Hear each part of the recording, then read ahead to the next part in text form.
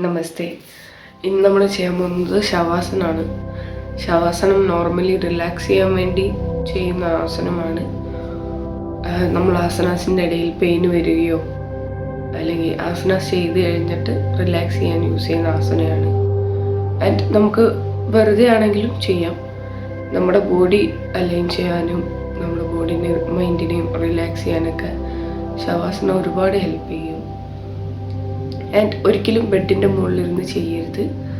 Always ഇതുപോലെ ഒരു flat ആയിട്ടുള്ള സ്ഥലം നോക്കുക. നിങ്ങളെപ്പോൾ ശവാസന ചെയ്യുമ്പോഴും നിങ്ങളുടെ കാല് അടുപ്പിച്ച്, ഇപ്പോൾ ഇത് കാലാണെങ്കിൽ ഇങ്ങനെ വെക്കാൻ പാടില്ല, എപ്പോഴും ഇങ്ങനെ വെക്കുക, ഒരു ചെറിയ ഗ്യാപ്പ്. ആൻഡ് ഓൾസോ നിങ്ങൾ കൈ വെക്കുമ്പോൾ ഇതിപ്പോൾ ഫ്ലോറാണെങ്കിൽ കൈ ഇങ്ങനെ വെക്കരുത്, കൈ ഇങ്ങനെ തുറന്ന് വെക്കുക. നിങ്ങൾ ഫുൾ റിലാക്സ് ചെയ്ത് കിടക്കുക. കൈ ഇങ്ങനെ വെക്കുക, ഇങ്ങനെ വെക്കരുത്.